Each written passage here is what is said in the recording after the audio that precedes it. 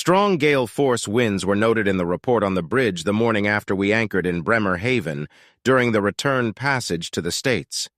The storm had veered much farther east than anticipated, and since there were 350 nautical miles between us and the turn to Germany, we would have to take shelter in the harbor of English Portsmouth. Nothing wrong with that, except that protocol required us to leave port again in another turn. Nevertheless, the order was given. Head for Port Smith and wait for a later departure. The Panama-registered container ship Mollisane is 260 meters long and carries 6,250 TEUs of cargo, mostly industrial goods and components for auto assembly plants in the States. This was my 18th trip across the pond and back on the Molly. When we docked in Charleston, I had a few decisions to make. Soon to be 30 years old, retirement, and health insurance if I wanted to use them. Standing at the port side rail, I watched the harbor master come aboard to bridge and bring the Molly into the channel and dock. This is a common practice required in most busy commercial ports. Roger Chaffee is the captain. I knew him when he worked at the port in Southampton and as a shipmate many years ago, one of the best in the world. Good to see you, Max. When we're done here, we'll grab a bite to eat and have a pint of beer on the ferry, eh? He didn't so much ask as announce, and I'd never turned down his hospitality.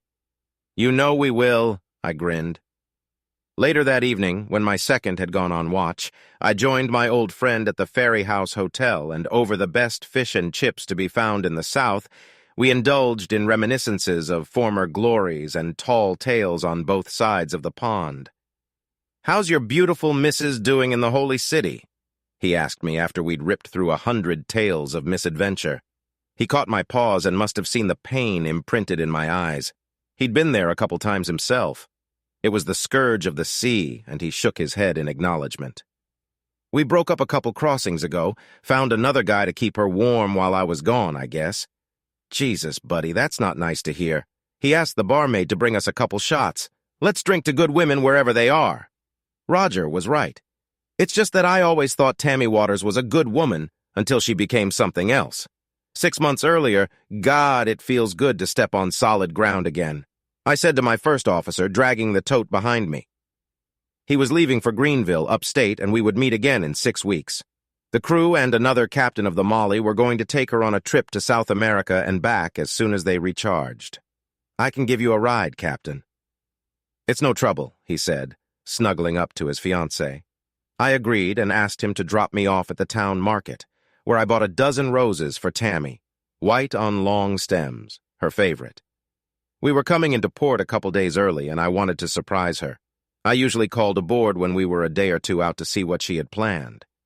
The neighborhood was filled with tourists and College of Charleston kids, and the aroma of countless culinary delights filled the open-air markets and streets around us. I settled in the neighborhood a couple of years after Hurricane Hugo hit the fair city, finding a townhouse on Anson Street at an undervalued price. It seems the owners from New Jersey were fed up with our subtropical climate after the Hurricane tore a chunk off their old roof. Their loss and my gain. Over a couple of years, I brought the house up to par with the historic charm of the neighborhood, and with the help of an old blacksmith, restored all the wrought iron fencing on the street and garden sides. When it was finished, it was a 3-story townhouse in pastel pink colors with dark green hurricane shutters, and there was no one to live in it. I went to sea for 10 weeks at a time and was in my home port for 6 weeks. For a 26-year-old ship's engineer, a few years out of high school, I think I did pretty well. Tammy Waters introduced herself a few years later by pressing the doorbell. I expected another young student to replace the girl who had just graduated from college and moved back home. Having left the house empty during the first few tours at sea, I kept worrying about it until one of my buddies suggested renting out rooms to trusted renters. I found a fair number of such people among the college kids. I ended up renting out 2 rooms on the 3rd floor to a few girls, and from then on, when one of them graduated from college, the other would find a replacement for her. I was expecting a replacement when I opened the door. "Mr. Bannon? Good afternoon. I'm Tammy Waters. I understand you plan to rent a room to my sister, Patty Waters." She froze expectantly as I opened the door for her to enter. "Yes, she seems like a lovely girl, and the young lady who left recently highly recommended her." I replied, "Well, I told her I would check her out. You can never be too careful these days." I offered her drinks, and to my surprise, she chose an IPA, which greatly increased my opinion of this family. What impressed me even more was her stunning beauty. She reminded me of a young Catherine Zeta-Jones, dark hair, full lips. She toured the chambers, and I gave her a full tour of the house, ending at the narrow patio next to and behind the house. I had decorated the small patio with a few plants and pots of flowers. In the soft evening light, it was a wonderfully romantic garden. Unfortunately, with the midday sun and 90-degree heat and humidity in Charleston, it wasn't exactly romantic. Nevertheless, she agreed, and I took her and her sister out to dinner the next night. A date followed, and another, until we became one of those semi-dependent couples who go along until one or the other forces them to break up. At the time, it wasn't necessary. Tammy understood my naval career. Her father was a career military man in the Navy. She was an assistant professor of fine arts in college and could get tenure if she wanted it. Since we both loved the city, it was understandable that she would accept a position and stay if the opportunity presented itself. And so we both settled into whatever comfortable existence our circumstances allowed. We were a married couple for almost 3 years before she decided to move in with me and rent out her small bungalow west of the Ashley River.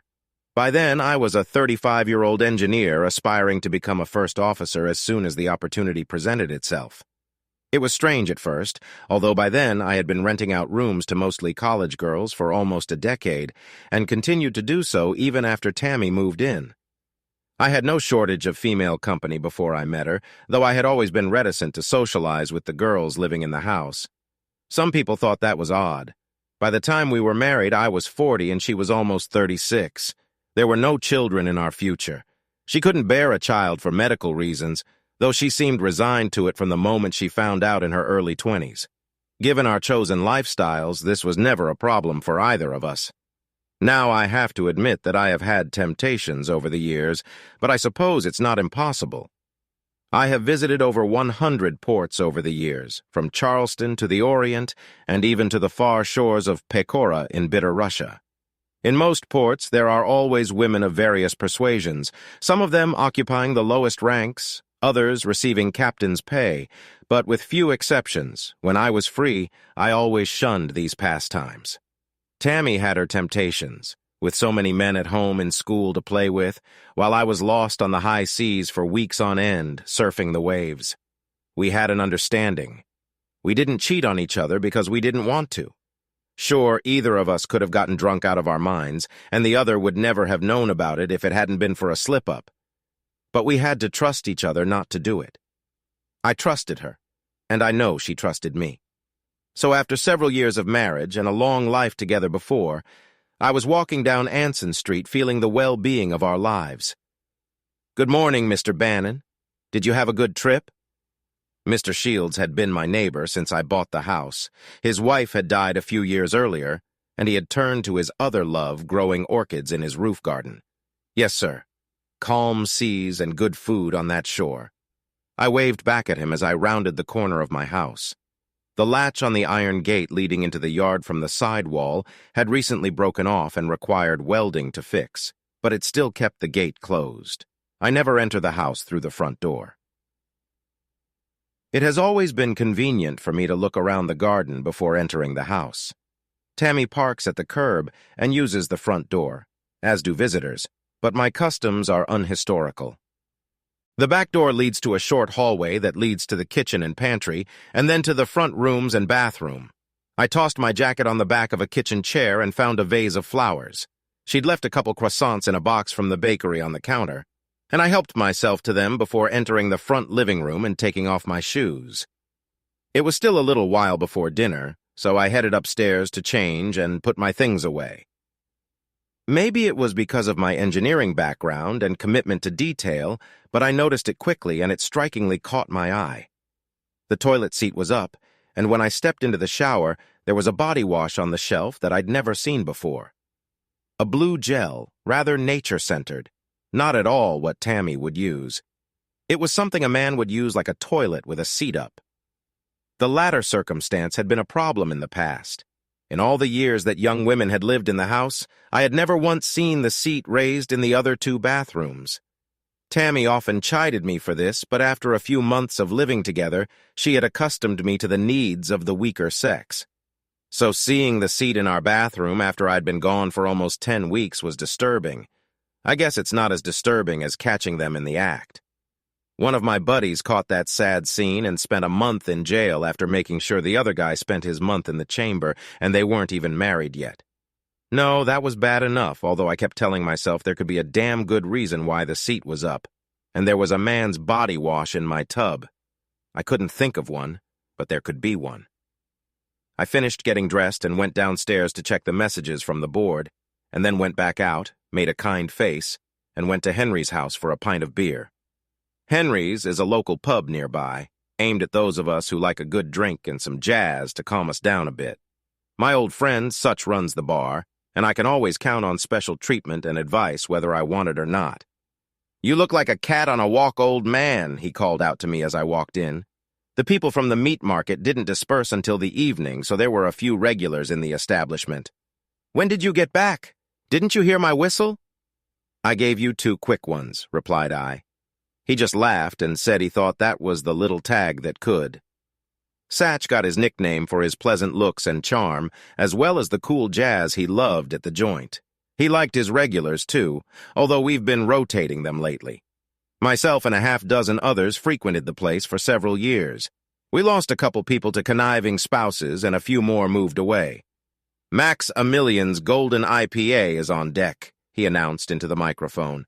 His name is Maxwell, but I never paid attention to his quirky expressions.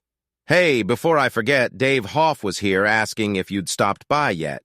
Dave was one of the regulars we lost due to the spouse affair in the new place, but he's a young guy with a solid head on his shoulders. His ex-wife Tracy, on the other hand, is a stupid bitch, but give her time and she'll figure it out. She's lost one of the good guys. "He left a letter here for you," exclaimed Such from the end of the bar. I opened it, savoring the delicious beer, and was surprised to find an invitation to a wedding at Lake Texoma, Oklahoma. My laughter could probably be heard all the way down the street. He's marrying his damn ex-sister, for crying out loud. I roared with amusement. The date was set in 4 weeks, and considering I had 6, it all seemed doable. Let's drink to Dave and the crazy shit he's about to get into. I raised a toast to our small group gathered that day. Then I tipped back my pint and gathered my thoughts to head outside. Tammy didn't get home by 8 p.m., and I didn't call her to let her know I was back. Instead, I just sat in a chair by the living room window, looking at the street outside, and in one of those moments, I almost wished I had one of those soft-haired house cats. We had 2 of them on our ship, even though it was officially forbidden by regulations. The sidewalk was already starting to darken with dusk when her car pulled up to the curb a couple places later, and I was just finishing my 2nd pint of ale since returning to the house. I had a million questions, twice as many doubts, and no faith in any of the answers, especially as I watched the 2 of them approach the sidewalk. I was pretty damn sure they were both about to head straight for their nest when she turned, hugged the man, and with a kiss sent him into the Audi across the street, the one with the College of Charleston faculty sticker on the windshield. I'd met him before. He was the head of the department where she worked, a swaggering man with the intellect of a scholar and the temperament of a fool, a good dozen years older than me. I almost laughed to myself. Tammy is a very pretty woman, and if she wanted a lover, she could have had any number of suitors a dozen years younger than her, if not more, but instead she'd lusted after a toe of a man. It can't be seniority, she already has it. She's not short of money, and I know I satisfy her in bed. I just shook my head and turned toward the door as the key slid the deadbolt back into the frame. She walked into the foyer inside as if it was the end of a long day. I briefly remembered our first meeting in the same foyer. In my mind's eye, she was still just as beautiful until a smudge of ugliness showed through. She headed toward the kitchen, and perhaps it was a premonition or the startled squeak of my imaginary cat. She stopped and turned around.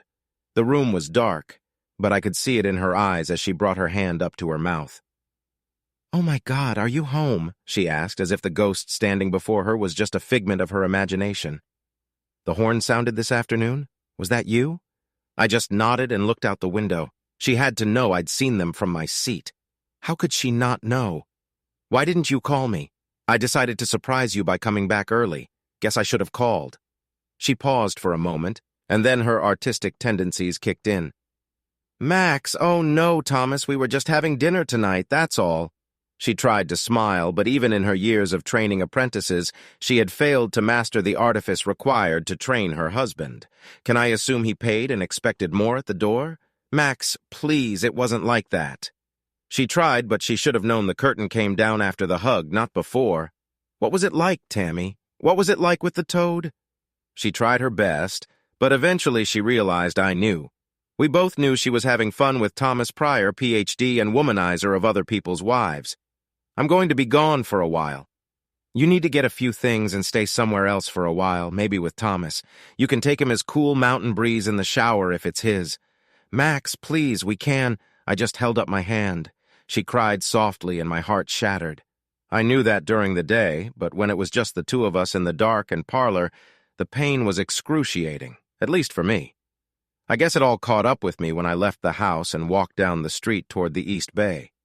I didn't have any particular direction, but having taken nothing but a handful of pretzels and a croissant with me earlier in the afternoon, I needed something to eat. At the Market Street Saloon, I found an order of wings and fried mushrooms served by the waitress. It's always a mixed crowd here, more young people, but they absolutely have the best wings on the peninsula. The waitress gave me a seat and I considered the situation. Thomas Pryor was already married, not that it mattered. He might like Tammy's piece of ass better than his own wife. In fact, I'm damn sure he would. They say Mrs. Pryor could wrestle cows on the side. I know it's wrong to think of her that way, but I had to laugh at my own amusement to keep my levity and sanity. Still, he or someone was playing in my house, and Tammy had to know that was cause for concern. When I entered the house, it was dark, almost surprisingly quiet compared to the nice house I had returned 2 years ago. Tammy had packed a few things as far as I could tell, and her car was gone. When I checked the shower, the bath gel had been removed. Maybe she took it with her or threw it away. I didn't care. I felt like a beaten man and threw my shirt over the bedpost and fell into a restless sleep. When dawn broke, I gave up the habit and skipped breakfast, deciding instead to take my bike and ride to the battery on the peninsula. I needed to rest and think, and sitting on a stone battery overlooking the harbor and distant surroundings provides exceptional opportunities for both. The problem with thinking is that you can think too much and end up overthinking everything you thought at first. Of course, I've had to wrestle with visual images. All the thoughts of what they were doing only added to the irritation, and then there were the really important things. I didn't want this marriage to fall apart. I had put too much time and soul into it to ruin it like this. Whether it was my first twist with Pryor, or whether I'd had a string of men in my bed, perhaps several years in a row, therein lies the problem. Thinking too much when the mind is idle or unloaded. Both lead to an almost fasty and bargain to make things right, almost trading my soul for things to be the way they were before, and therein lies the problem. I no longer knew with certainty how things used to be. One thing I knew for sure was that I would have to sit down and talk to Tammy, pushing aside the clouds of destruction for the time being.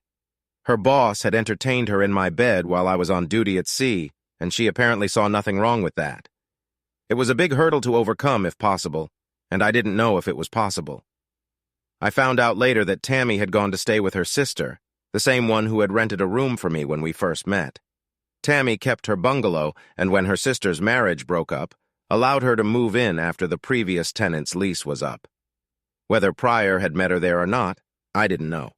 We'd have to wait to talk. A fine rain pounded through the kitchen window overlooking the back garden, and the two of us stayed within the walls of a house that had become more of a lonely than a contented home. She looked well, but at the same time haggard, if that's possible. Perhaps it was my imagination or wishful thinking, I don't know. "Max, this is not what I wanted. Please believe me." "What did you want, Tammy?" I replied, trying to gauge her thoughts. She didn't know how to answer that question. Heck, I couldn't blame her for that. I wouldn't know how to answer if I were in her shoes. "Is Pryor what you want?" She only laughed ejectedly, her face expressing contradiction. "Goodness, no. We can hardly work together now. It was a stupid mistake, Max, one for which there is no excuse. And yet you two bonded this week? I was fishing, but she didn't know that. No, Max, I broke up with him completely the night I left here. I called him from the bungalow. He didn't want to go along with it, but when I threatened to tell Sophie, he shut up. I pictured Sophie Pryor, all 200 pounds of her, pinning Thomas to the ground and wrinkling his glasses off his nose, and smiled slightly. Of all the assholes available, Tammy, why the hell did you get involved with that damn toad?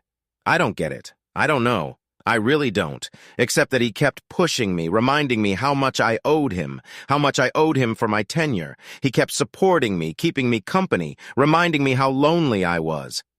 Soon we started having dinner, then drinks. He started taking me to his favorite places. I became comfortable. One night he got me drunk and carried me home. I did it of my own free will, although if I hadn't been drunk that first time, it never would have happened. Nevertheless, it did happen. We did it for about a month until you came back. Here's the million-dollar question, Tammy. You know what it is. People say, how many were there before there was a peg? If I thought she was going to Gefa trying to answer, I was wrong. 3. There were 3 other men before Thomas. I wanted to be surprised, but I wasn't surprised and wondered at the same time. Every one of them was before we were married, Max. Before I moved in with you, and you don't know any of them. None of them still live here. They were students. That surprised me, but before I could respond, she continued. I had a hard time with you being at sea, Max. It was damn hard for a long time, but I love you and I didn't let you know it. Then I just figured you'd do it every now and then in some faraway place and never find out about it. That was years ago, and honestly, I can't lie about it. It was just physical pleasure, and it really took the edge off maybe once a month or so while you went for a walk. There was no romance or relationship. Maybe it's because I live alone and my man is gone so often. When I committed to you by moving in with you, I was over it until the last trip, and now I've ruined it. Have a night? I believed her, and the fact that it was all so far in the past before she moved in with me wasn't a problem, though the dishonesty was still present. I'd never done that to her. Tammy, I'm concerned about the current situation. Pryor has taken up residence in my goddamn bed, and I need time to get over it if I can. If I can't, well, I don't know. Her tears started, and I held out a tissue to her. After a long pause, she continued, I do know. That's why I'm doing something I really didn't want to do. I'm going to accept a 6-month scholarship to a university in Vancouver. It will allow me to leave Pryor, and I won't have to give up my position and seniority in Charleston. They'll send someone in my place. That was quick. You made that decision before we even talked. I didn't say anything before because I wasn't going to do it. Things have changed now, haven't they? Yes, unfortunately. You know, I'm about to turn 30, and I've had to make some decisions. It complicates things, of course. She didn't say anything, but I could read the painful confession in her words. Oh, and I should have told you sooner. Dave Hoff is getting married again next month, and I plan to attend the wedding. He's marrying Tracy's sister, Tora. I didn't see that coming. If you're still here, I can put our problems aside for a while if you're interested. I said it to give her a chance, but it didn't really matter. I wish I knew. I'll be in Vancouver by the end of the month. It's probably better that way anyway, Max. At that, we parted and exchanged a painful hug before she headed back to West Ashley. Dave was an old acquaintance of mine from Henry's house, and I suppose the antics of drinking buddies don't always translate into old family friend status. Besides, maybe she was right.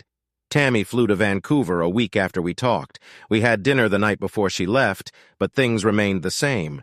We had unofficially parted ways to give each of us the space we needed. I didn't make any demands, and she didn't offer any. I think it was the latter point that caused the most concern. We both enjoy an active life when we are together.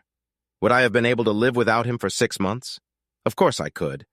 But would I want to, knowing that my separated wife was off alone on her new cosmopolitan adventure? I suppose a lot would depend on what decisions we come to in the coming weeks and months. We would either perish as a couple or find some way back. I had flown into DFW the night before and waited until morning to drive to the sentencing site for Dave, as I called him when I talked to an old friend of mine to congratulate him. It was an easy drive down Highway 75, and crossing the Red River in Oklahoma allowed me to cross another state off my list of states visited or passed. Max, come with me. I want you to meet some good people. Dave smiled broadly with his new bride under his arm, and I followed them to the crowd gathered at the dock. I had already formally met most of them at the wedding. So this is the captain, an interesting young woman asked. Max, this is Winona Gustafson. He introduced me to his new old in-laws and a charming woman named Susan, whom I had already met in Charleston, and surprisingly, his ex-wife Tracy, sister of his new wife, was there with her new beau. I thought it would be awkward, but they apparently made up. Somehow I found myself paired with Winona for the entire evening, even though I realized I was a few years older than her. It didn't matter. She taught me how to dance 2 steps for the rest of the evening, and we had a great time. But I behaved like a perfect gentleman, and we parted in a jovial way, nothing more. I got the feeling that she wanted to add sea captain to her conquests, but I also had Tammy on my mind. That would have been wrong from my point of view. Nevertheless, it was a wonderful temptation, if that's what it was. The happy couple left for their honeymoon, and I headed south into the Texas Hill Country to San Antonio to spend a few days. I had visited that city years ago, but never found the opportunity to return. A friend pulled some strings, and I was able to stay for 3 nights at the Manger Hotel, located next door to the Alamo downtown. It was something I hoped Tammy and I could do when I retired, traveling the country and visiting places like this. I sat in the old bar at the Manger Hotel and listened to stories about how Teddy Roosevelt drove his horse right into the bar, and 100 other stories about Texas Rangers that the bartender must have retold 1,000 times.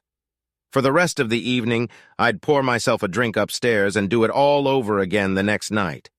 A week later, I was already preparing for another port call with the burden of an uncertain marriage and decisions I couldn't make. Almost 6 months later, the passage eastward had lasted 14 days when we approached the lights of the gantry cranes on the Bremerhaven waterfront. With mostly calm seas, the voyage was uneventful, except for one offshore stop where the engineers made a quick repair to the aft main shaft. After that stop, the Molly sign would spend 6 days in port. We waited for the last third of the Borg-Warner parts order to arrive at the dock before we could set sail. The extra 3 days gave me the opportunity to give most of the crew a vacation, so they could do what the crew does during the 3 days of freedom. "Captain Bunyan, perhaps you would like to have dinner with me tonight?" a tall, distinguished gentleman asked me after we finished customs inspection.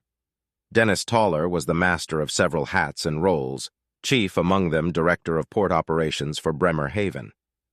When the most powerful man in the port asks you to join him for dinner, you do just that.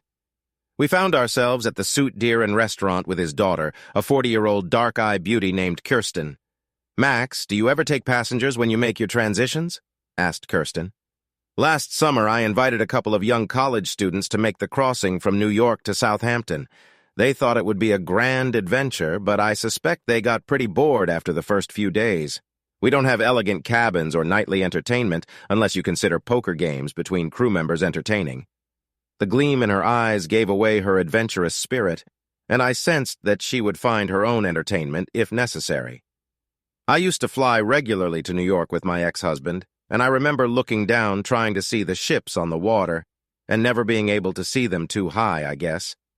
I've always wanted to take a trip like that just for the adventure. I knew she would cause quite a stir among the crew aboard the ship. "Well, Miss Kirsten, if you ever decide you want to kill 12 days or more crossing the cold Atlantic, let me know and we'll reserve a spot in one of the cabins. I think we have a few boxes taking up space, but let me know and we'll make it cozy." I couldn't keep from giggling. Principal Toller just laughed and warned that I may have extended an invitation to regret.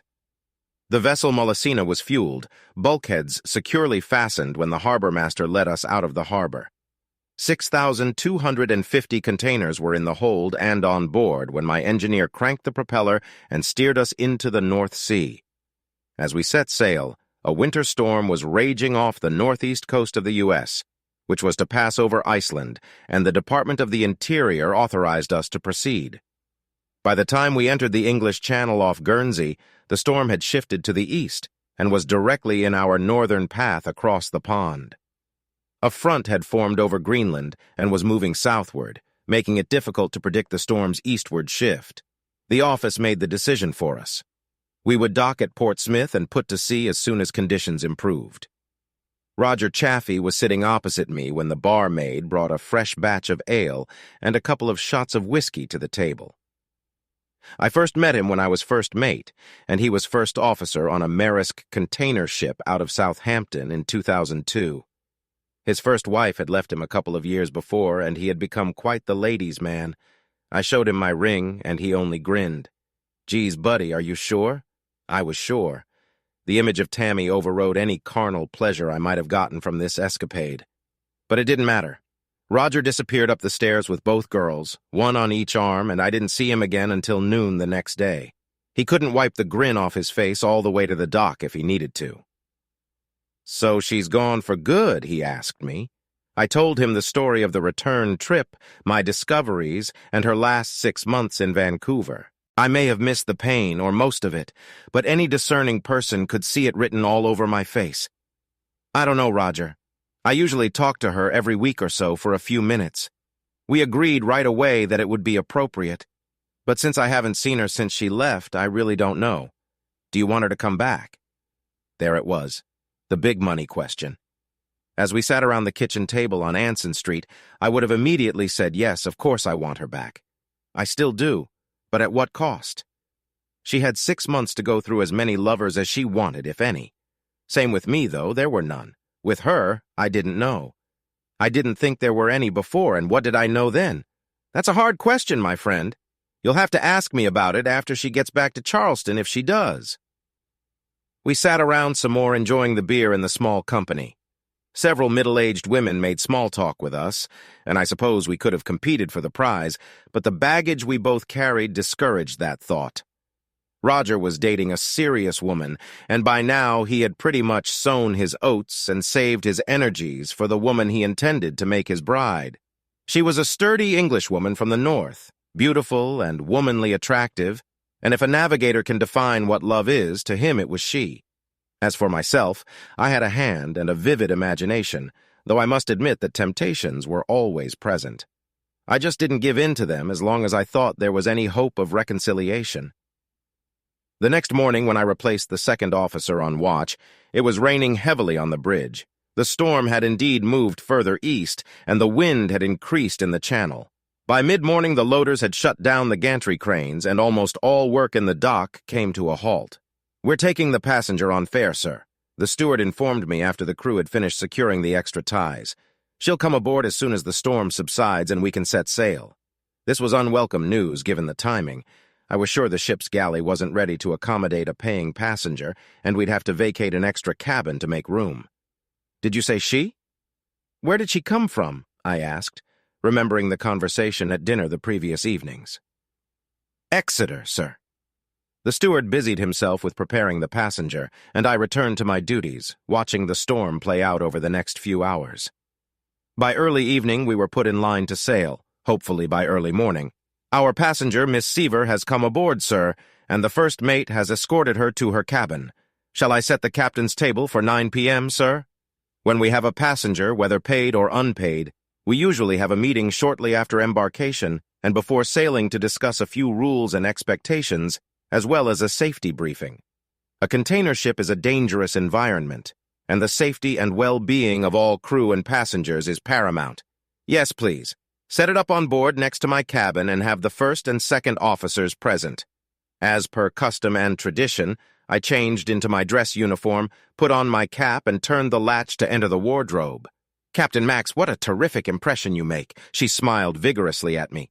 "Miss Seaver?" I asked, taken aback by surprise for a moment. "My ex-husband's name is Toller Seaver. I never changed it after my divorce." Kirsten Toller Seaver had clearly managed to charm my 2 officers before I arrived, as both could barely contain the smiles on their faces. They were given a safety briefing and familiarized with the prohibitions she could impose on herself aboard ship. The following was about my performance as captain of the ship. "So, Kirsten, how did you manage to make this voyage? We are a long way from Bremerhaven." "Oh, that's a wonderful story, Max. I told Daddy that I was serious about making the voyage, and by the time I decided to do it, you had already left port. Then I heard about the storm, and he told me you had to come in here. The only airport I could fly into was Exeter, and here I am. I called him already after I left, so there was no stopping me. Your office didn't want to let me in at first, but I told them I could come 12 hours before my flight, and they agreed, especially after I called the Pope's name." I had to clear my throat with a barely perceptible cough and cast a disapproving glance at my officers, who were clearly amused by Miss Kirsten's familiarity. I'm sure it's been a difficult journey, man, with the storm and all. I hope our accommodations here will be adequate. If I had known you were coming, I would have— Oh no, Max, everything is fine as it is. I wouldn't want it any other way, really. I couldn't object to her smile, even if I wanted to, and we continued small talk by the board, before bowing out and leaving our guests to return to her quarters. "Captain, I'm sure the crew will be pleased," my first mate stated, grinning full mouth. No doubt they will be pleased, I pondered to myself as I walked up the steps to the bridge. A few hours later, Roger Chaffee led us out of the harbor, and spotting Miss Kirsten on the observation deck, winked in his old man way. Female forms always caught his eye. "Next time, old friend," and he headed for the starboard's skiff. The crew of the Malisina numbered 9, and they were all from Portugal. They had been aboard for the last few crossings, with some of them filling in for each other when one or the other changed ships or moved on to other voyages. While the stories of sailors from distant lands are sometimes true and numerous, most container ship crews are of the same nationality. The familiar language and customs make the voyage much more harmonious in the long run. A couple of long-time Portuguese sailors ruled the crew with an iron hand when needed, which was rarely. Mostly all their irritation was relieved on shore. Besides, working 12 hours of shift and 12 on a day off for 10 weeks left no time for pranks. Nevertheless, when Miss Kirsten was on board, I asked each of my staff to keep an eye on her. "Max, it's breathtakingly beautiful here. Is it always like this here?" Miss Kirsten asked me a couple of nights into the trip, standing on the observation deck. The only light in the long distances up there. Unless the deck lights are on. It was crescent moon that evening, and the background of a million stars against a black sky all the way to the horizon set the mood for our excursion. A problem requiring my immediate attention was radioed from the bridge, and I withdrew, almost feeling her lustful gaze on the back of my neck, or so it seemed to me. My staff dined in the stateroom, which seats 6 people. Since 2 seats are always taken, we usually dine as a foursome. With our fare-paying passenger, Kirsten got the sideboard next to the captain's seat. This put her under her elbow at every meal and almost always allowed her to be the center of attention. I don't think any of us objected to that. I know my second was fascinated by her as soon as he saw her, so much so that my first officer started teasing him when he thought I couldn't hear, calling him second puppy. It was all within the bounds of shipboard fun, so I didn't say anything. A couple nights later, under the same bright starlight and moonlight, Miss Kirsten and I were on the lookout bridge again, enjoying each other's company and chatting about social life in general. "Max, you and your separated wife never had children?" she asked, looking out into the black sea in front of us. "No, we both settled down to a life of adventure, I suppose. Mine here and hers in the academic world. Besides, she was out of state, and we didn't think adoption would be fair to the child, given my constant absences and her career aspirations. How about yourself? Is there a young Kirsten among you?" She paused briefly and took my hand. "Oh yes, I have a daughter. She's all grown up, or at least she thinks she is. She is 20 years old and is at the university in Würzburg. Very independent, she is studying physics and a lot of things I can't get my head around. Her name is Marlene after her great-grandmother, Daddy's mom." We fell silent as she stood and smiled at the mention of her baby. "Max, do you mind?" she asked, pulling a small flask out of her jacket. "Of course not," I replied. Passengers were allowed to bring anything with them, as long as they had it with them and no frills. I kept a small bottle of cognac in my cabin for special occasions, although it didn't officially exist. She took a small sip and offered it to me, to which I declined. Duty and all that, I reasoned. We finished our evening meeting, and I returned to the bridge to finish my report before retiring. I got back to my quarters around 11 p.m. and after typing up some literature, fell asleep, setting my alarm for 5 a.m. People tell me that the older you get, the less you can sleep at night. This has never been a problem for me. Once I lay down on my pillow, I don't move for 5 or 6 hours unless my alarm clock goes off. It rang at 2:34 a.m. with a piercing screech like the sound of a mortal wound. It wasn't my alarm clock. It was the voice of a person in extreme agony. By the time I jumped to my feet and grabbed my overcoat, the officer of the watch had already rushed past my quarters and on down the narrow passage. There was a commotion outside, and the door to Miss Kirsten's cabin was open. As I approached, a man in pants down to his ankles was lying on the floor, and the duty officer grabbed his shoulder. "Jesus Christ, what's going on here?" shouted I in the midst of the confusion. The crewman lying on the floor was bleeding, and Kirsten was standing nearby with a large knitting needle in her hand. I woke up to him getting into my bed and panicked. My needlework bag was on the table next to me, and I just grabbed what I could. She was already crying when the initial shock passed. I put my arm around her and helped her into the cabin. "Kirsten, please make yourself comfortable while I sort everything out." I handed her a box of tissues and pointed to the small refrigerator in case she wanted something to drink. When I returned, my staff and both Portuguese chiefs were at the ready. There was a large blood stain on the bed, and the offender was being cared for by our first assistant, who was also our dispensary doctor. By the time we were done, it was clear what had happened. The Portuguese man had been working on deck securing rigging during the voyage and had used improvised means to break into Kirsten's cabin. The cabins are locked with a sliding rectangular deadbolt that could be slid open with an improvised device that a crew member had concocted. The crew is never allowed above the third-hand rail on Deck D of the bridge lock unless called on official business. The offender slipped over the railing to the cabins and entered the room. I'm sure he wished he hadn't made that trip. Besides being treated now and later transferred to the hold, Kirsten's knitting needle was a vicious tool when used. His initial panic caused it to break, which caused the bloody wound. I'm sure such wounds can be treated, but until we got to port, bandages and painkillers would be his only salvation. In the meantime, he was doomed to pita, beans, and water in the hold. Doc checked Kirsten for injuries and discharged her, and by the time breakfast was served, none of us were asleep. I had the engineer issue padlocks to use in the cabins until we could figure out the locking mechanisms. "What's going to happen to that rascal from the night before?" she asked me, as we chatted on the lookout bridge a few nights later. It was a good question. Being in international waters, the Mali Sina is subject to Panamanian maritime law, and the perpetrator is subject to extradition as soon as we dock. But I knew from past experience that it was more complicated than one might think. Miss Kirsten would have to testify with my staff and me as soon as we docked, and then it would be forwarded to the Panamanian Tampa. Panama will likely advise the U.S. to deport him to Portugal. What I would like to do is throw him overboard. I took the situation lightly. I think he'll end up being deported back to his own country. He'll lose his credentials to operate in any port in the U.S. and Europe. More importantly, how are you doing? She squeezed my hand and smiled. I'm fine now, although the first couple nights were anxious, especially after the adrenaline rush subsided. Dad taught my sister and I how to cope when we were little, and it wasn't the first time for me. I broke a boy's arm when I was at university, although this one was a bit bigger. Seriously, I'm coping. What about the intruder's injuries? Well, there was that, too. Doc treated the man's wounds as best he could, but the spoke had done considerable damage.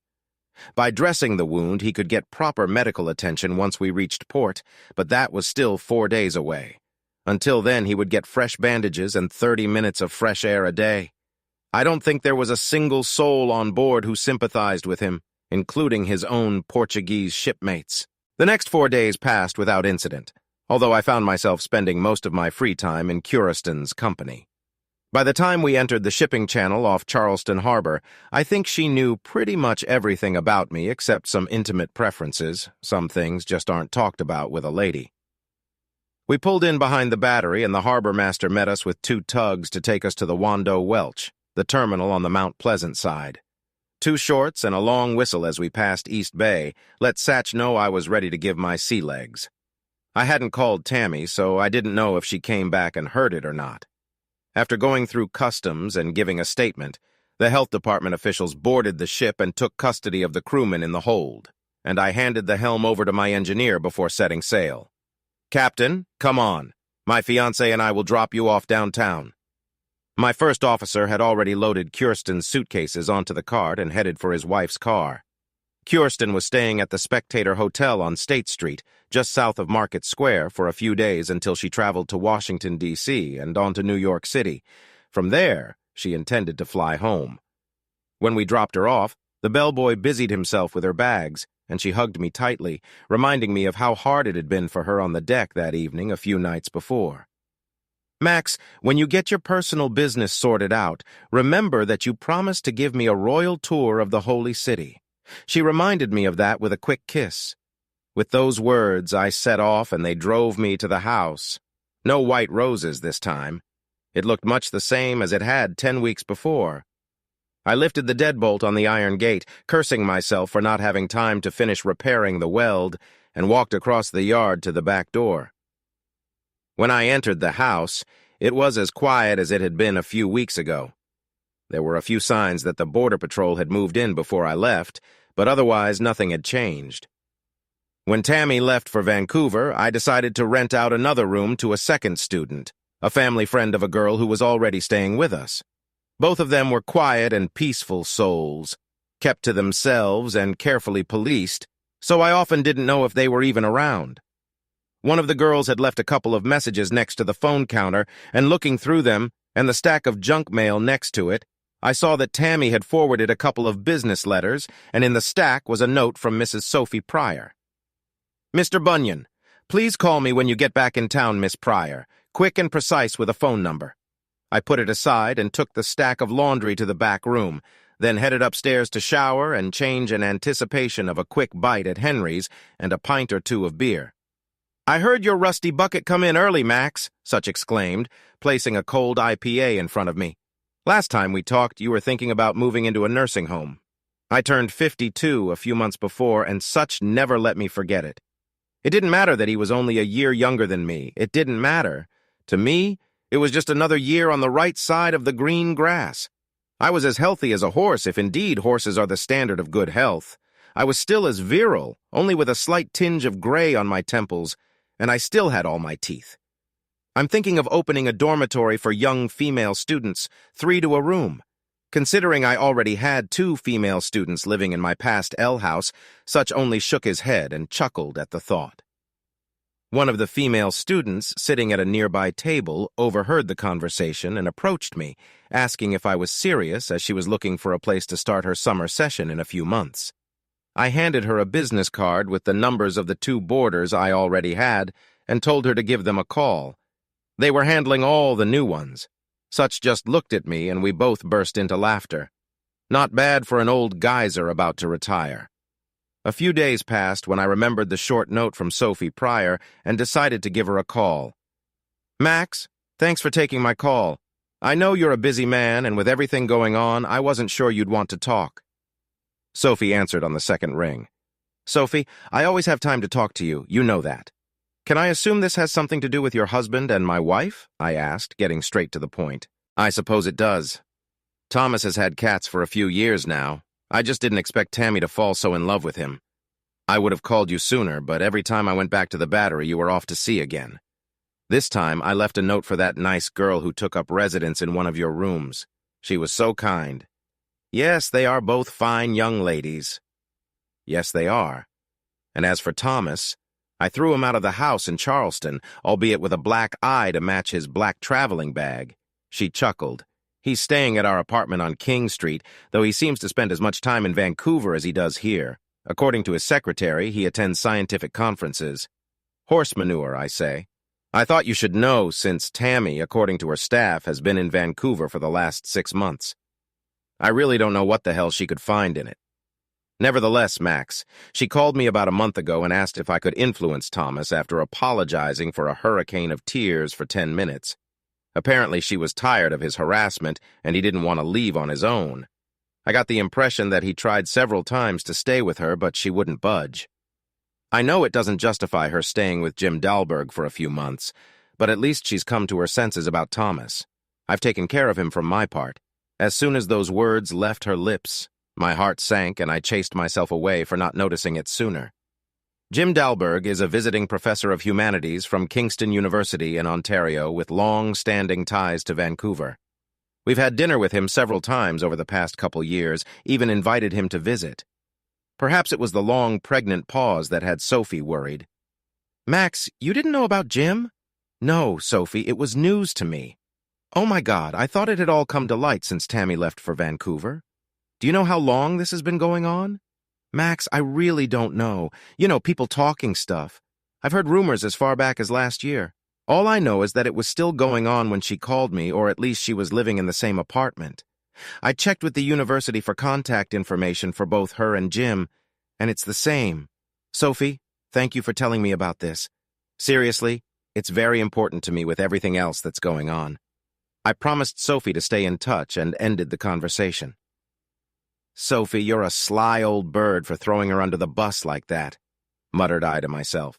In addition to the revelations about Tammy and Dahlberg, I also learned that Thomas Pryor was essentially a kept man, since he didn't own any of the assets he and Sophie shared, and had no claim to her wealth or property since she had inherited most of it before they were married. The two of them lived on Battery Row, the most prestigious address in the city. She also owned an apartment in King Street, and she told me that she had decided to move his things out and change the locks in his absence. Poor Toad. 6 months of separation just got the seal of approval, and while I should have been seething at this revelation, I took it surprisingly calmly. Sure, I was mad as hell at the deception, but it no longer seemed odd. It made sense from an adulterer's point of view, since Jim Dahlberg was an easy mark for any serious suitor. Thomas was just a damn toad. There was no other way to call it, and I still couldn't understand it. There had to be more to this story. In any case, I looked at the ring on my finger, and without thinking long enough, I took it off and put it in the candy dish on the mantel. "Well, hello, my sea captain," she said when I answered. I hadn't thought of Kirsten since my buddy and I dropped her off at the Spectator upon arrival in port. "Good day to you, too, Miss Kirsten. Max, how are things with your family since your return?" "Pretty much the same, I must say." "I'm living alone again," I replied, not bothering to tell her any further. She paused for a moment, and then turned to me. "I need a companion for dinner tonight, Max. I hope you'll be nice and spend the evening with me." I made a reservation for 2 at the Oak Restaurant. It came highly recommended to me, and then we could take a walk down the street since it's such a lovely evening. It's much nicer here than in snowy Bremerhaven. She hooked on tightly and pulled me along with her. "You can pick me up in the lobby downstairs at 7 o'clock this evening." I don't know if I agreed, but when we finished talking, I found myself in the upstairs closet looking for a tweed jacket I really liked and headed for the shower. If I was thinking about Tammy, her thoughts were clouded by distance and visions of Jim Dahlberg. I know I wasn't thinking exactly as I probably should have, but the elixir, if it didn't work, was certainly intoxicating enough for dinner and a walk. I got ready and headed down Anson Street with a half-sit. At 5 to 7, I was sitting at the Spectator bar, sipping bourbon from a tumbler, waiting for Miss Toller-Saver. When I looked up, she was standing there. "Jesus," I whispered, trying not to breathe.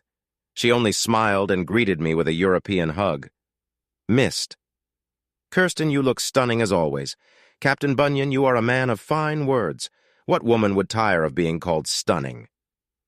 After finishing her bourbon, Kirsten threw a shawl over her shoulders, and we caught a pedicab out front for the ride to Broad Street in the Oak. We arrived, and the maitre escorted us to our reserved seats in a cozy alcove on the 2nd floor. "And the missus?" she asked over dessert. I hadn't said anything about my discovery a couple days before, but we were comfortable enough with each other that I could tell it was probably the proverbial nail in the coffin lid as far as her current living arrangements were concerned. "There's no hope of reconciliation?" she asked with impassioned seriousness. "I don't see how that's even possible." It was as if a spark had been lit in her eyes. "Is that why you don't wear the ring?" I'd completely forgotten about it, but she was right. It was over between Tammy and me. "Let me tuck in and we'll take a walk around town," I suggested. We walked out onto Broad Street. Kirsten took off her heeled shoes and pulled on a pair of canvas walkers before taking my hand in hers, and we walked through the maze of antique stores and galleries. It was a cool, early March evening, comfortable enough for her coat and my tweed. An hour or so later, I caught another pedicab, and the two of us headed to Henry's house for another drink. And frankly, I felt like showing off in front of such with Kirsten on my arm for a little rub-down. "You know my usual dude and white wine for my escort," I said with a chuckle to him at the bar. It was a weeknight, so the meat market vendors weren't as numerous as they were on the weekend. It's nice to see Max finally realize he needs a chaperone. He smiled, muttering, Tammy looking at me spitefully. I only shook my head slightly. Kirsten smiled and squeezed my hand tighter, which amused Such even more. She was like honey to the bees. A handful of regulars came up to her at one point to inspect the merchandise. It wasn't nice of me to lead her into Henry's, but at that point I didn't care. We were having a good time, and that was my comfort zone. Each of us might have had a little too much to drink, and inhibitions fell to the level of a basement sale as the two adults continued to gaze lovingly into each other's eyes. "My apartment?" I asked. "Yes, please come along," she hastily replied. The house was quiet as I turned the deadbolt, and we entered the living room. The two students lived on the third floor, and I rarely saw them in the evenings, which was probably a good thing since I hadn't mentioned them to Kirsten. We jumped on the bed. Yes, we got down to it, and thanks to the alcohol in the late hour, we both soon fell asleep without a care in the world. When I first stirred, it was close to noon, and Kirsten was already up.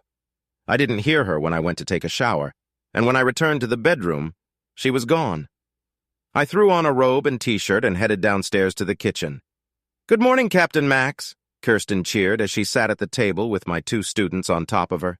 Both had ingratiating grins on their faces as they buttered their muffins. The girls and I were just enjoying a nice chat after they kindly picked up my things this morning. She nodded toward her clothes on the empty chair. "That was very nice of them," I said, trying to suppress a smile as I poured a fresh cup of coffee. The two girls departed with a giggle, and Kirsten put on a contrived arrogance.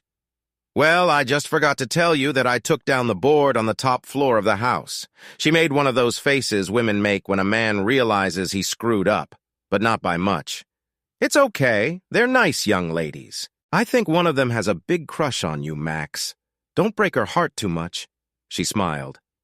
We enjoyed breakfast, and after cleaning up, I gave her a tour of the market square, and by lunchtime we were ensconced in the patio cafe. "Max, so what are you going to do with your wife at this point? I know you said it's over, but does she know that?" It was a fair question that I really didn't have time to memorize. Sure enough, there was Tammy, then Thomas, Sophie, and white man Dingo Jim Dahlberg. She lied to me when she had the chance to come clean and put it all behind her. I don't see a way back, especially now, and no, it's not about what we did, Kirsten. It's about what she did and what she continues to do. So she didn't break up with him? Obviously not. I looked down the street with its throng of passers-by. I knew even then that if Tammy had come clean, told me everything, and apologized that rainy day in the kitchen, I would have forgiven her, even if the affair with Dahlberg was a thing of the past. That's how much I loved her. I would never have gotten into bed with Kirsten or even considered it, but that was all in the past now. I knew what I had to do. The next day, Kirsten was leaving for Washington, D.C., and then New York for a couple weeks. The attraction between us was electric, and I almost brushed everything aside to join her, but I knew there were still some unpleasantries that needed to be dealt with. The two of us ended the day with a water cab tour of the harbor and river, and I walked her back to the Spectator. "Are you sure you're not coming up, Max?" We discussed what I needed to do, and I declined the offer, but not before we hugged and promised each other in a whisper.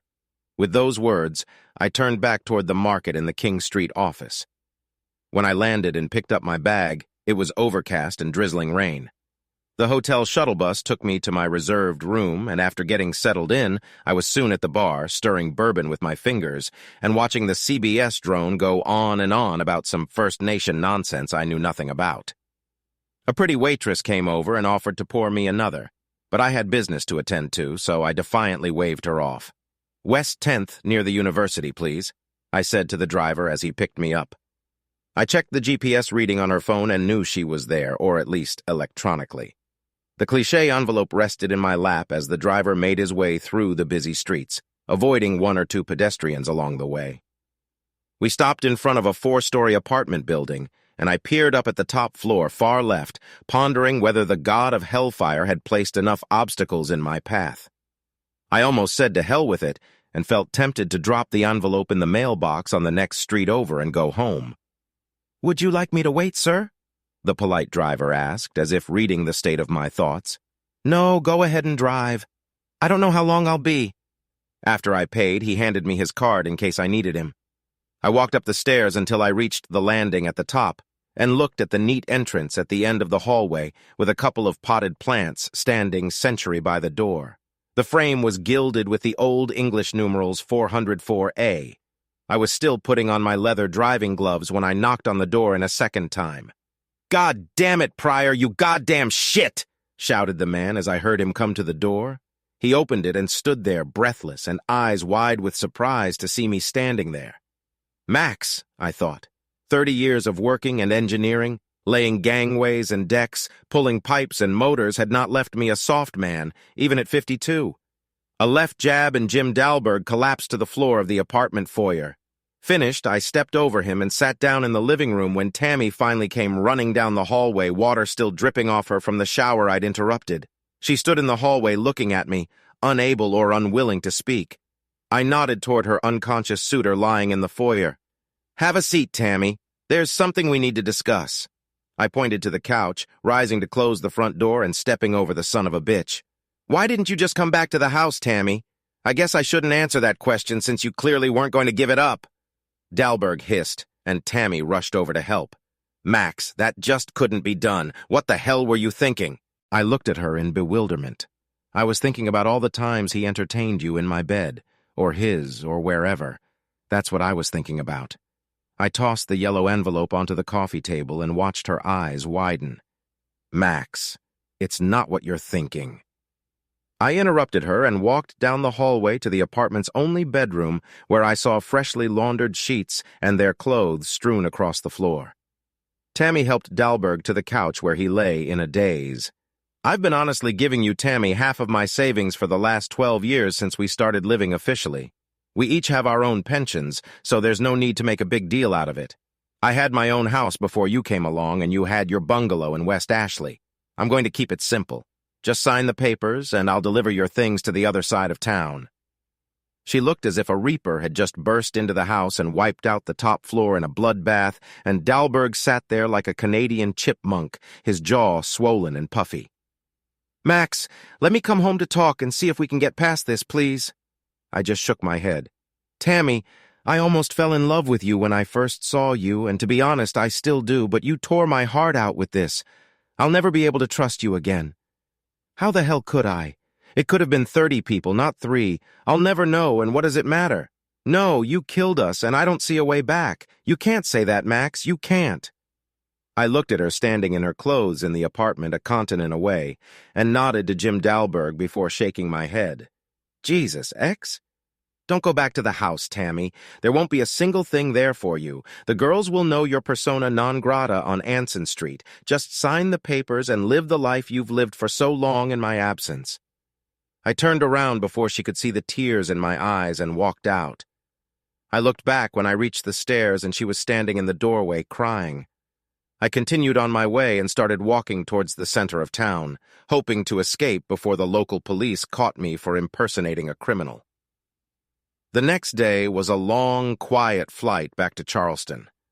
The local police never showed up at the hotel, and I left Vancouver with a troubled soul and an even less certain future. No matter what I told myself, and no matter what she did, I still loved Tammy, despite my almost frenzied attraction and desire for Kirsten. Despite everything, I knew that a 20-year relationship with my wife and lover had just slammed the door behind me. There was another pint left in the brewery as I pored over the numbers in the papers in front of me. I'll be 30 years old in 3 months, and if I continue to go into the service, I'll be doing it for the bank, not to grow my pension. Healthcare isn't going to get any better with an 80-20 ratio, so if I were a practical man, I'd retire and live like a city gentleman. I guess I wasn't that practical. Love of the sea meant more in the end, and I committed to the company for another year. "Max, I'm sorry to hear the bad news about you and Tammy. You've had a long journey." Such was as sincere as it was even possible to be. He'd tried to do it 3 times himself, but never could. "Yeah, but it's okay. We'll both get over it and move on with our lives." I was lying. It really wasn't that fine. When I got back from Vancouver, I painfully packed all of Tammy's things and had the truck deliver them to her sister's bungalow as I had promised. Sea captains don't cry, so the instructions said. I was stoic and determined right up to the point where I had to unload her crates and pack the contents, and then I stopped. These stupid bastards who imagine that burning a bitch has a great purification of the soul have never loved a woman the way they do now.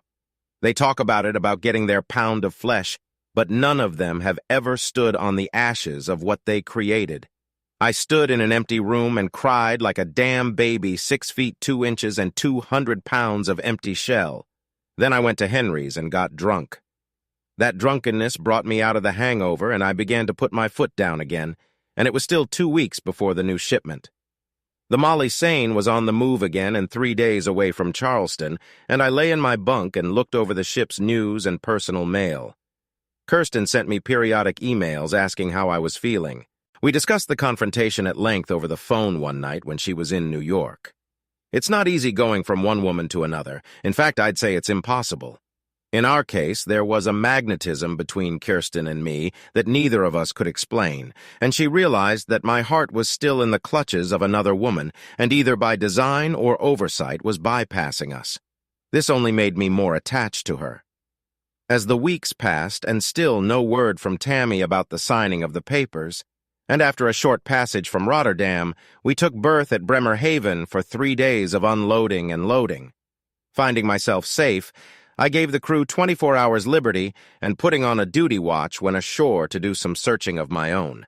The cab stopped in front of a 3-story stuccoed mansion on Helgoland Estrasse, and as I drove off, I looked up at the house. A fleeting face lingered briefly at the curtain, and when I pressed the bell, the door swung wide open before I released my finger.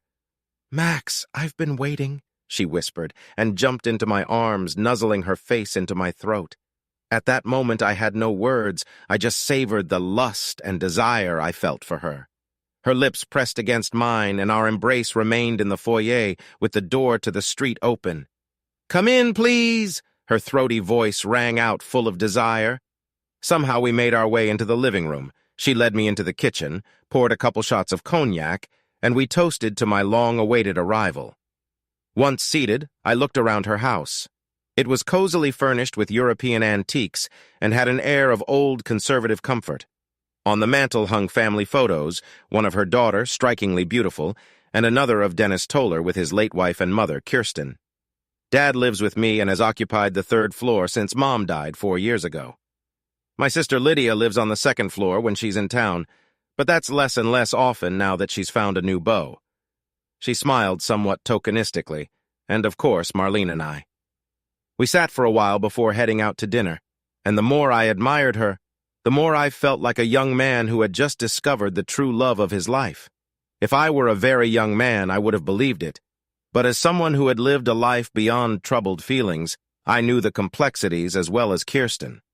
Max, when my ex-husband left me, it took me a long time to sign the papers, almost 2 years, and he was very patient, even though he had another woman in New York on his hands who wanted to marry him.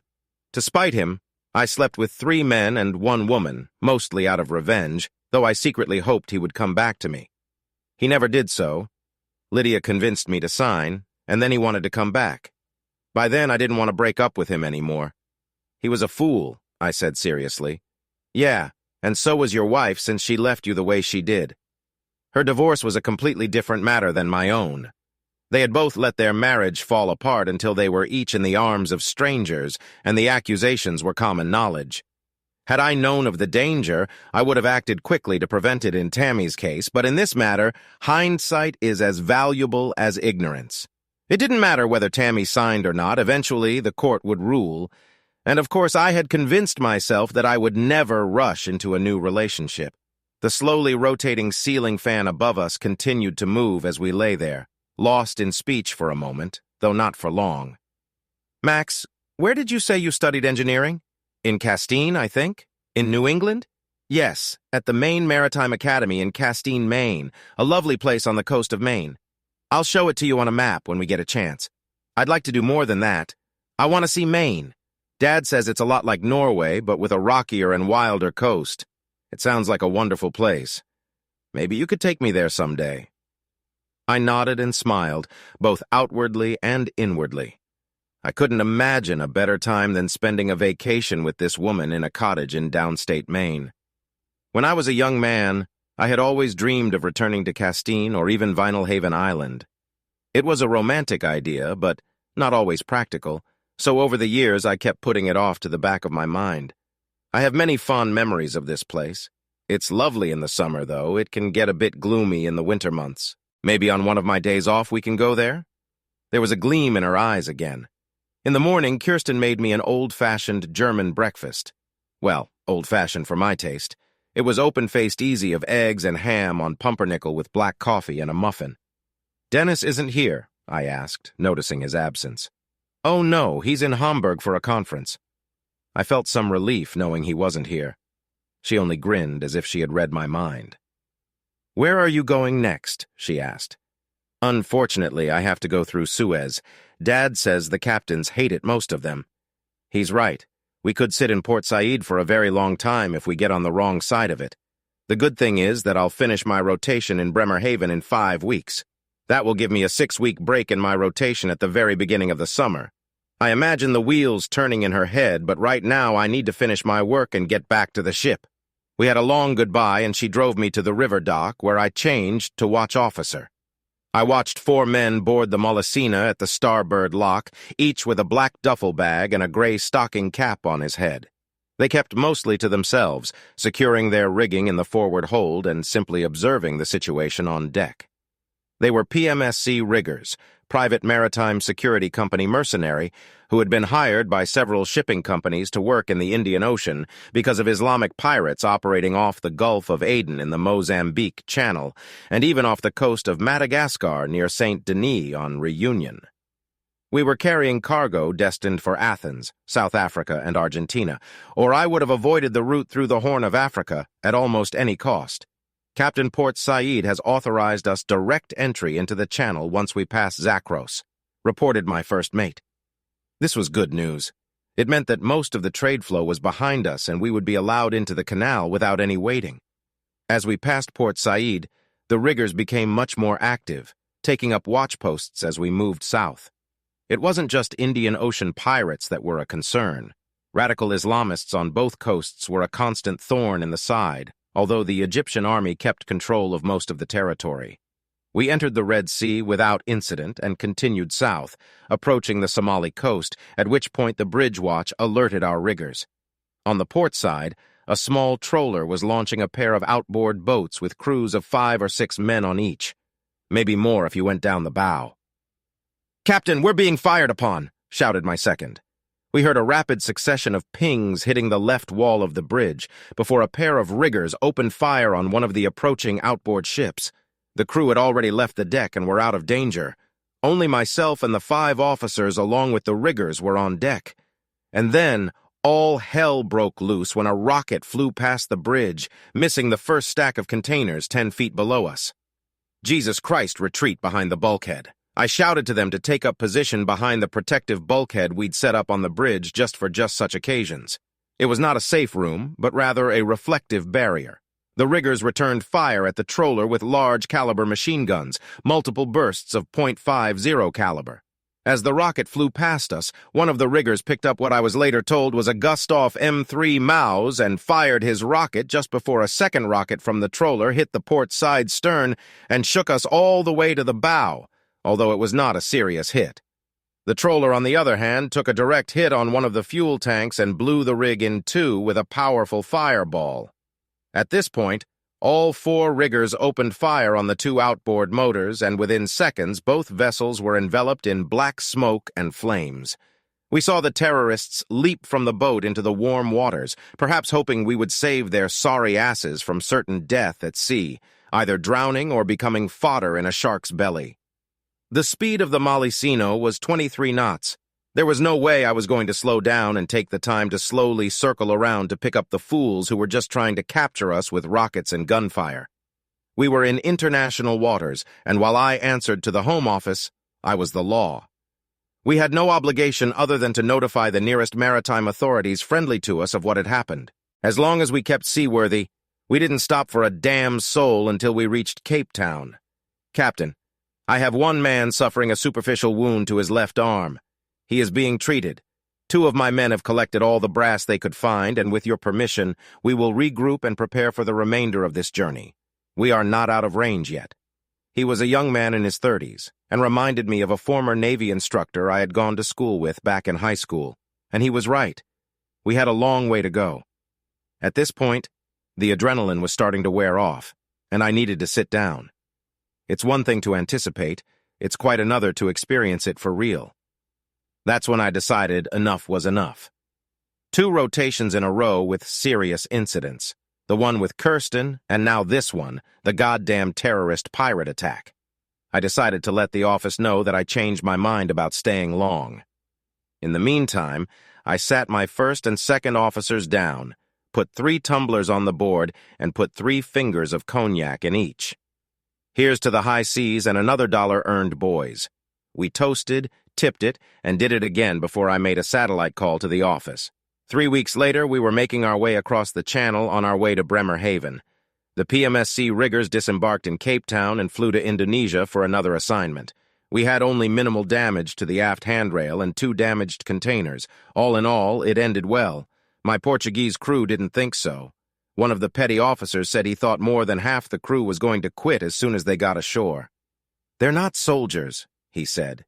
"Indeed, who are?" thought I, opening the email my lawyer had sent me a few days earlier. The plane landed in Charleston on the second leg of the flight from Frankfurt and Maine via Dulles, and I took an Uber to drive myself to the peninsula. My old neighbor, Mr. Shields, had planted a fresh row of roses along his windows, and they were in full bloom. "Your girls are a great help to me, Mr. Bunyan." Good girls, both of them. He said this when I brought in the baked goods he loved from Kaminsky's. "2 of the best," I smiled, turning toward the iron gate.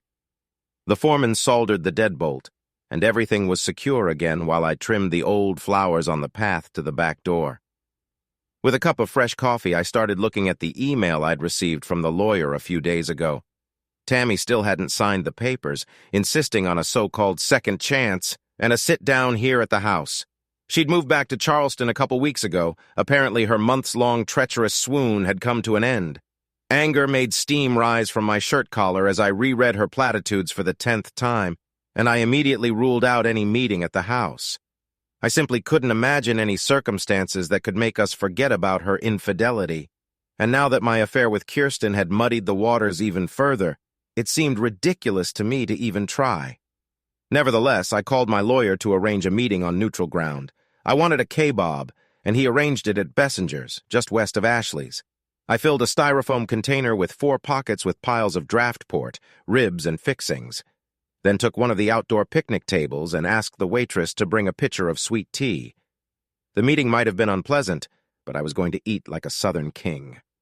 A few minutes later, Tammy joined me with a much smaller portion. I had to give it to her. "Tammy, this is your meeting," I muttered, holding the gravy bun in my mouth. She didn't waste any time. "I want to go home, Max. I want to go home and try to get back what I foolishly and recklessly threw away. I know it won't be easy for me, but I'm asking you to give me that chance." She didn't realize it, but that meant she wanted to go back to that rainy day on Anson Street and redo everything. I wasn't okay with that. I reached for the plastic bottle of spicy Carolina sauce and spread it on my fork. "Remember the Christmas party last year? The one where Jim Dolberg held mistletoe over the head of any woman he could get near, including you? That asshole knew where the bathroom was on the 2nd floor. Hell, he knew where everything was, didn't he?" I took a bite out of my pulled pork sandwich and savored the flavor for a while, waiting for her response. I know it sounds frivolous, but she'd already broken my heart and I'd shed all the tears I was going to shed. I had other things I wanted to know. I want to know about that damn toad, Thomas Pryor. At this point, Tammy was on the verge of tears, but she pressed her lips together. "Thomas blackmailed me," she said in a quiet tone. "He caught Jim and I together one afternoon and threatened to go to you. He videotaped us on his phone. Jesus, Max, I didn't want any of this. Things were getting out of control, and then there's Thomas. I didn't think, and when Jim told me to get away from it all to Vancouver, I thought that was the end of it. I didn't know Jim would show up. I was weak around him. He has that effect on women. I don't know what it is. I know what it is, Tammy. It's a cheating wife. A wife who's been cheating on me for a year and a half. That was even before that Christmas, wasn't it?" She didn't need to answer. I could see it in her face. I have expected blackmail. I convinced myself it would have to be dealt with later. Tammy, I don't see that anything has changed from what we had in Vancouver. In fact, that meeting was a complete waste as far as I'm concerned. Max, we've been together for over 20 years. You can't just drop everything like that. Go out and have an affair. God knows a couple of them. Drove over you all the time. I'll give you a free card, hell. I'll give you a dozen of them, even if I hate every minute of it. But we can't give it all up." She was already crying, but she still didn't understand. I'd given her a pass on Anson Street if she'd just come clean and get it over with. Instead, she cuckolded at me for another 6 months. That was the term I showered her with. She knew what it meant to her ego, cuckolded it with her damn stud. Having fun with him right in her own bed. Jesus Christ. She didn't deny anything. Just sat there crying, realizing the futility of it all. "Tell me, Tammy, why did you start a relationship with him in the first place?" You know the old saying? Curiosity killed the cat. The others were telling the truth about him, that he was hung like a horse and twice as talented. I thought I could make do with one time and get rid of the itch. Screw that, Tammy. I could have found 100 desirable women over the years, kept one in each port, but I didn't. I had no way of knowing how many there had been, or how many there would be down the road. The old saying that absence makes the heart grow merrier seemed to be nonsense in this case. We looked at each other, realizing that this was the end, and I had no appetite anymore, only sadness after 20 years. Maybe she was hoping I'd be around again when she sorted out the desires in her head. Maybe she had already sorted it out, but I couldn't trust her. I couldn't share any of my plans with her other than just knowing that I wouldn't be around her anymore, and that was where we parted ways. She didn't know about Kirsten, and I didn't see the need to tell her. What I did to Kirsten happened after I took the ring off, knowing it was over. "Maximilian's Gold IPA is on deck," he announced into the microphone. Satch walked up to him. "Did the fat lady sing her song?" I nodded and sipped a thin layer of foam. Not only did the fat lady sing, but she brought the curtain down. Tammy signed the papers, and we settled up so that the final judgment would take effect in a few months. Dolberg left for Toronto. He was rumored to be staying as far away from Tammy as possible, but I tried to ignore it. Sophie Pryor had divorced her toad, and Thomas ended up moving into a townhouse in North Charleston, not the address he'd been aiming for. "Satch, have you ever thought about throwing in the towel and going to that island you've always dreamed of?" "Man, I think about it from time to time, but look at me. I've got my own apartment with all these moms that come here. I'm big and black and handsome, and I've got my boys to play with." He pointed to his saxophone in the corner. Then he flashed me his trademark white-hot smile. "I'll get to that someday, man." After procuring a mug each for the regulars, we headed out the door and toward Anson Street, where a light haze of rain hung in the air. I pressed the bell on the doorframe of a townhouse on Helgoland Estrasse and heard footsteps approaching. When the door opened, a young woman, a 20-year-old version of Kirsten herself, stood in front of me. "You must be Marlene," I said, extending my hand. "Yes, Mr. Banyan. My mom told me you'd be stopping by today. Please come in. Please call me Max." I followed her into the parlor, leaving my bag in the foyer while she told me to make myself comfortable. Having been studying young ladies her age for over 25 years now, I was used to varying degrees of beauty and not-so-beauty. Marlene was in a class of her own. Any man who charmed this girl had to thank his lucky stars for such good fortune. Mom said she'd be here for dinner. She put the tea in front of me and sat across from me. She's been very excited for a few days. Not a few moments later, the front door swung open and Kirsten walked into the room. Seeing the two of us, followed shortly by her father, Dennis. She rushed over to me and gave me a hug and a kiss, and Dennis shook my hand. Lunch was enjoyable, and after the table was cleared, Kirsten and I sat in the yard and enjoyed the moment before putting our bags in the trunk of her car. Marlene was going to drive us to Frankfurt and Maine, and then continue on to Würzburg. The next morning, it was 10 o'clock when we rented a car and drove to Castine on Penobscot Bay. Our flight arrived in Bangor, and we had a few hours of driving ahead of us. I had promised Kirsten months ago to take her to coastal Maine, and with the colors of fall all around us and the warmth of a mild day, it was the perfect season. I had rented a cottage for the week, and all we had to do was pick up groceries and get comfortable if nothing else. "Mr. Bannon, may I call you Max?" the distinguished gentleman asked. "Of course. I'll address you as Dean Gardner, if you don't mind." We both chuckled as the dean of the Maine Maritime Academy escorted me into his office overlooking Castine Bay. It happened by chance when I ran into an old acquaintance from the MMA who ran a cruise ship out of Fort Lauderdale.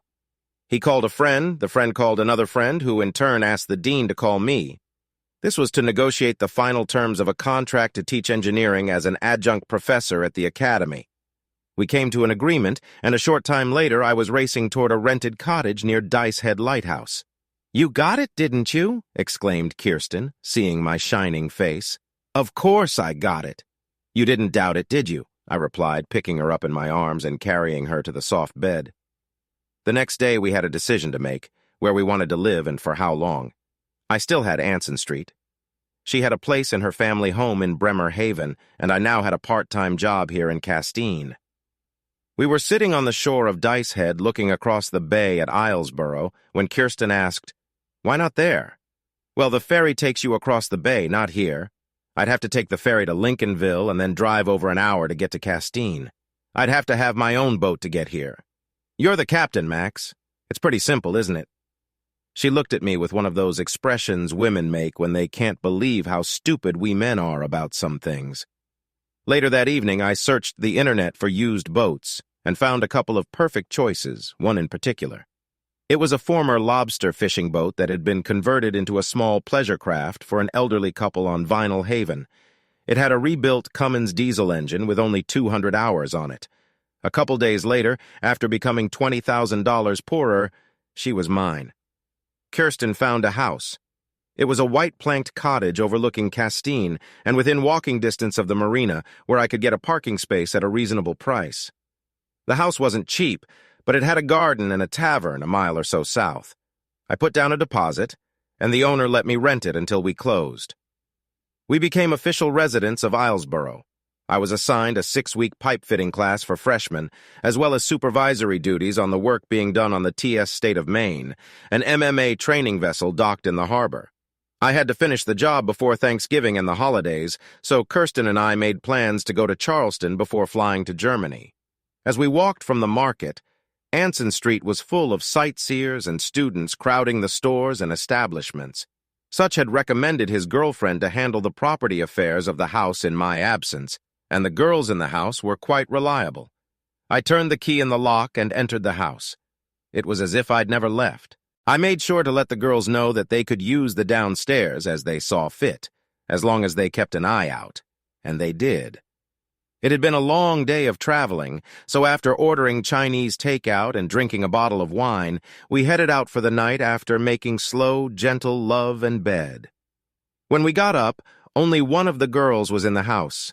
The other 3 had gone home for the vacations, so we invited her to celebrate Thanksgiving at Caroline's, a fancy restaurant in the East Bay neighborhood, along with Such and a couple of other old jerks. Everyone had a great time, and after inviting everyone to her house, Such and I were lounging on the front steps, enjoying a good cigar and a bottle of top-shelf bourbon. Man, you know I was on my guard working for you. Did you know that your ex-missus gave the college hell, accused her boss of harassment, and then several other faculty members came forward with accusations against him? It was in the papers. I think he's in deep shit, and people are saying he's either going to resign or get fired. That damn Toad Pryor. I laughed, feeling the pleasant taste of bourbon on my lips. Yeah, but things aren't going well for your old missus either, you know. She's been on a bender for months now, ever since you two broke up. She came to my place a week ago, got drunk, asked about you, and left a couple hours later with some horn player. That was her problem, Such. She likes weirdness too much. Hell, I'm surprised she didn't offer it to you, too. He looked at me a little weird, and then I realized what was up. She did offer it, didn't she? Jesus Christ, I laughed.